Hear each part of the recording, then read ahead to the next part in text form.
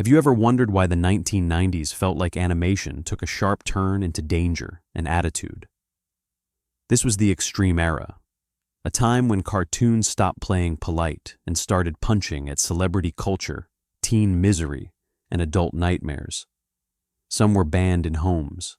Tonight we count down to edgy but brilliant cartoons that defined the edge. Number 11, Todd McFarlane's Spawn, 1997. Spawn arrives like a storm cloud in a decade full of bright colors and toy-friendly heroes. This is not that world. This is a shadow-soaked city where morality feels broken and every alley hides another secret. The animation moves with weight. The designs look carved from darkness. Spawn himself is not a clean savior. He is a man dragged back from hell with chains on his soul and rage in his chest. The show builds its mood like a slow nightmare. Heavy voices, cold streets. A sense that justice might exist, but it will cost you something every time you reach for it. The brilliance is how seriously it treats animation as adult drama. It does not wink at the camera. It does not apologize for being grim. It commits. The stories lean into corruption, crime, and the pain of regret. Even when the action hits hard, the real tension comes from what Spawn cannot escape. The past he ruined, the deal he made, the people he wants to protect, and the violence he keeps attracting. In the extreme era, this show proves something important. Animation can carry horror like live action. It can hold tragedy without losing power. It can be stylish and brutal, yet still feel like a character study. Spawn is edgy in the obvious way, but it is brilliant because it uses that edge to cut into deeper themes. Number 10, Daria, 1997. Daria is edgy without needing monsters or mayhem. Its weapon is the voice, a dry stare at the world, a refusal to pretend high school is magical. The show drops you into a suburb where everyone is performing. Popularity, success, trends, smiles. Daria watches it all like an anthropologist trapped in a bad experiment. Her sarcasm is famous, but the real sting is how accurate it feels. The jokes land because the world around her is loud and shallow, and sometimes cruel without even noticing it. This is a cartoon that understands teen life can feel like a never-ending judgment day. What makes it brilliant is the heart beating under the cynicism. Daria is not only a punchline machine. She is a young person trying to stay herself in a culture that rewards conformity. The series gives space to awkwardness and anxiety. It lets characters be flawed and still human. It also nails the mood of the late 1990s. The corporate school spirit, the obsession with image, the pressure to fit into a future that feels scripted. In the extreme era of animation, Daria proves you do not need violence to be sharp. You only need truth. It is edgy because it refuses to flatter the audience. It is brilliant because it still cares about the people inside the joke. Number 9, King of the Hill, 1997. King of the Hill does not scream for attention. It just stands there quietly and lets you notice how weird real life can be. The first time you watch it, you might think it is simple. A Texas neighborhood, a propane salesman, a family eating dinner. But that normal surface is the trick. The edge comes from how honestly it shows America arguing with itself in small, everyday moments. Hank Hill is old school and proud. Bobby is soft, strange, and curious. Peggy wants respect so badly she sometimes lies to herself, and the world around them is full of people who believe their own nonsense. The brilliance is the restraint. This show does not need shock jokes every minute. It finds humor in discomfort. It finds tension in generational gaps. It lets awkward pauses speak louder than shouting. And it makes its characters feel real enough that you recognize them. The edgy part is that it refuses to treat anyone as a cartoon villain. Even when someone is wrong, the show often shows why they became that way. That is rare in comedy. In the 1990s, when animation is getting louder and more extreme, King of the Hill goes the other way and somehow cuts deeper. It becomes a quiet satire of identity, masculinity, politics, and family pride. It is edgy because it tells uncomfortable truths without turning them into a lecture. It is brilliant because it makes that truth feel like home. Number 8. South Park, 1997. South Park hits television like a firecracker tossed into a classroom. Crude voices, cutout style, kids saying what kids are never supposed to say. The shock is immediate. But what makes the show last is how fast it learns to turn shock into a weapon. It becomes a weekly pressure valve for culture. Every scandal, every debate, every public panic. South Park grabs it and twists it into something ugly and hilarious. The humor is often cruel on purpose. It wants to show you how cruel society can be. And it does that by going further than anyone expects. The brilliance is speed and fearlessness. The show responds to the world almost in real time. It is willing to mock sacred cows and trendy beliefs and moral posturing. That makes it edgy by definition. But it is also risky because it can offend everyone in the room. In the extreme era, this series becomes the symbol of what happens when a cartoon stops being a kid's medium and starts acting like a punk band. It is messy. It is loud. It is sometimes stupid. And, it is also sharp enough to cut through hypocrisy like a blade. Even when you hate an episode, you remember it. That is impact. That is why it belongs here. Number 7. Dr. Katz, Professional Therapist. 1995. Dr. Katz is the quiet rebel of the extreme era. It does not chase shock. It whispers truth. The animation looks shaky and loose like a sketch that never got cleaned up. That style becomes its identity because the show feels like life, unfinished, awkward, uncertain. Dr. Katz sits in his office listening to patients spill their fears. Then he goes home and tries to be a father while his own life wobbles. The comedy comes from anxiety itself, from social panic, from the strange things people admit when they think nobody will judge them. The brilliance is how it turns stand-up comedy into storytelling without losing authenticity. Many episodes feature comedians playing versions of themselves, and their routines blend into the therapy sessions like nervous confessions. The show feels adult without being loud. Its edge is emotional.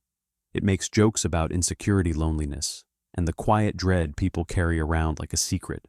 In the 1990s, when edgy animation often means gross out and aggression, Dr. Katz proves another path exists. You can be brilliant by being honest. You can be funny by showing how fragile people are.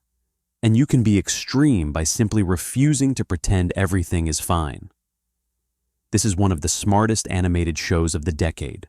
A calm voice in a decade of screaming. Number 6. The Maxx, 1995. The Maxx feels like you are watching a dream that does not want to explain itself. On the surface, it is about a huge purple homeless hero and a woman named Julie Winters. But the deeper you go, the more it becomes a story about trauma identity and the way the mind tries to survive what it cannot process. The show shifts between a dirty real world and an inner fantasy land called the Outback. In that strange place, Julie becomes a jungle queen, and the Maxx becomes her protector. The transitions feel like dissociation made visible. One moment, you are in alleyways.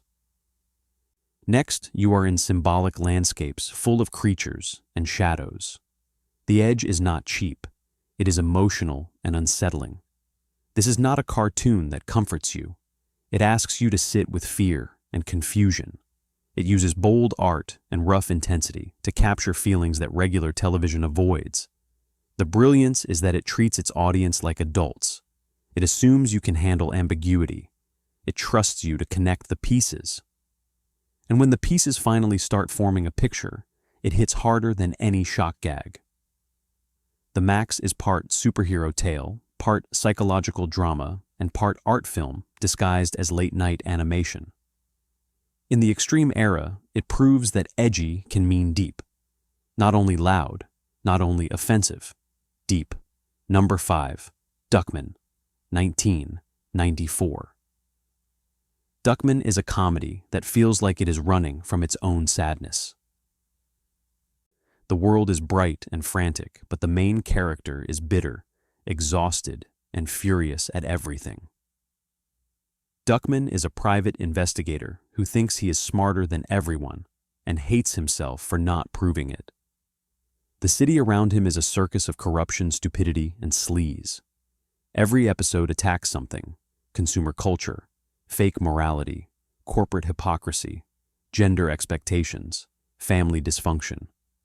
It does it with rapid-fire dialogue and surreal chaos that never slows down long enough for you to breathe. The edge comes from how angry it is. This is not gentle satire. It is a rant turned into animation. Yet the brilliance is that the anger is not empty. Duckman is a mess, but he is also a father. And the show keeps pulling him back to that truth. He wants to be a good parent, even while he fails in public and collapses in private. The humor is cruel, but it often reveals a wound underneath. In the 1990s, where adult animation is evolving, Duckman becomes a bridge between pure shock and character-driven storytelling. It is edgy because it refuses to be polite. It is brilliant because it gives that rebellion a beating heart. Number 4. Celebrity Deathmatch, 1998. Celebrity Deathmatch looks like a joke at first glance. Clay figures, cheap lighting, a fake sports arena. Then the bell rings and the show reveals its real weapon: satire. It is not only about who wins, it is about why we watch famous people fall. In the late 1990s, celebrity obsession is everywhere, and this series turns that obsession into a brutal little mirror. The fights are absurd and cartoonish. The commentary is the real punch. The announcers speak like it is a serious competition, and that straight-faced delivery makes the madness land harder. It feels like professional wrestling crossed with tabloid television, and it knows exactly how ridiculous that sounds. That is the point. What makes it brilliant is how it captures an era where fame becomes a product and scandals become entertainment. The show exaggerates everything, but it never feels random. Each match is built around a public image that audiences already recognize. The humor comes from the clash between the clean brand and the messy reality. Under the jokes, you can feel a darker idea. When everything is content, even violence becomes a punchline. That is why it belongs in the extreme era. It is loud. It is nasty. It is strangely sharp. It is a cartoon that laughs at the audience while still keeping them watching. And that is a very 1990s kind of honesty. Number 3. Beavis and Butt-Head, 1993. Beavis and Butt-Head arrives like two bored ghosts haunting the living room of America. They are not cool. They are not smart. They are not heroes. They are two teenagers with empty afternoons and endless stupidity. And that is exactly why the show hits so hard, because it captures a truth adults hate to admit. A lot of youth culture is not about dreams. It is about numbness. These two sit on a couch watching music videos and laughing like broken machines. Then they stumble into the world and cause chaos without even understanding how. The edge comes from the attitude. The show refuses to clean up their ugliness.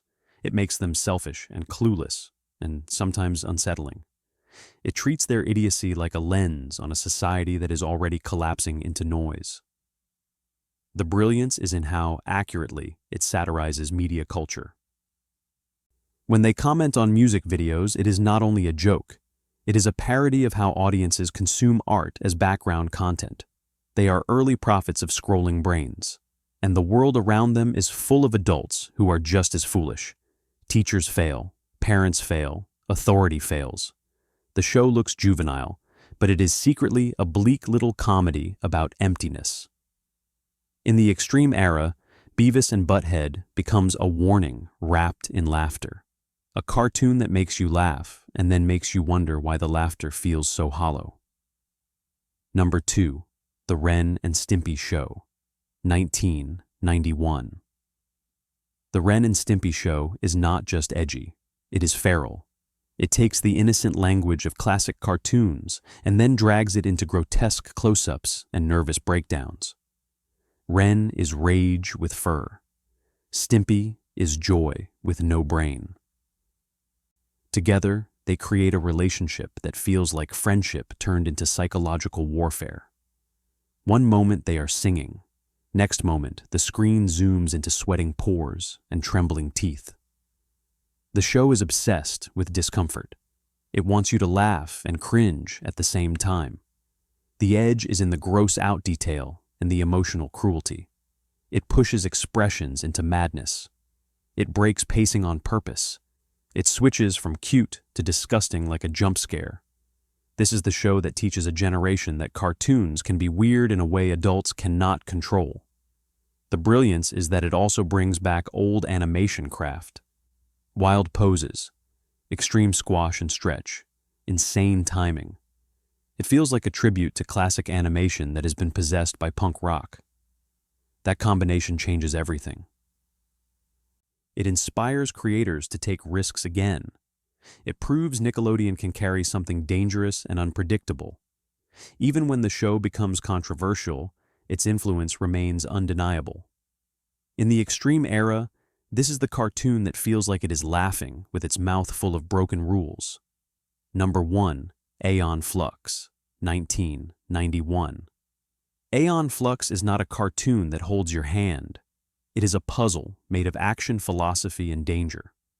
It begins as short, violent missions and grows into something stranger, a broken future, a city called Brenya, a rival place called Monica, a heroine who is not safe.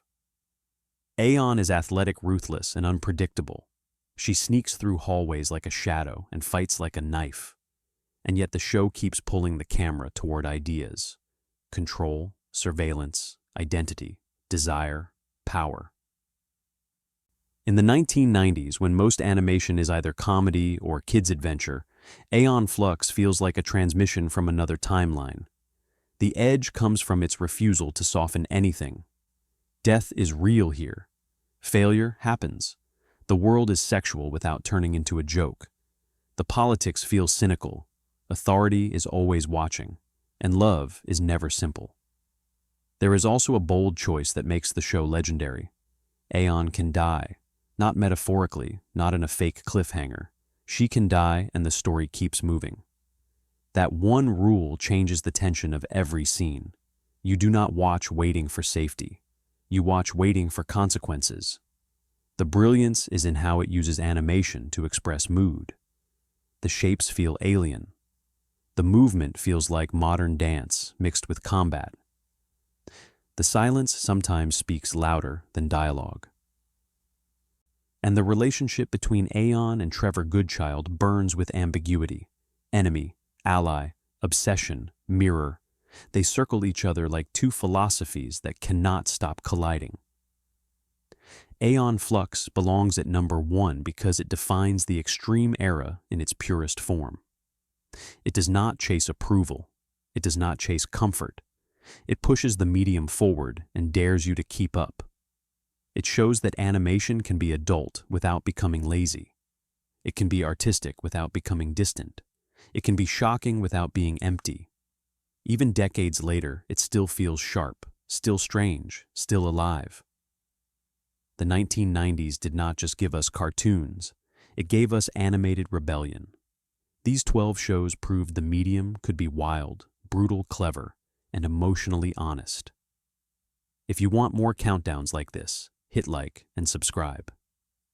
And tell me in the comments which extreme era cartoon shaped you the most.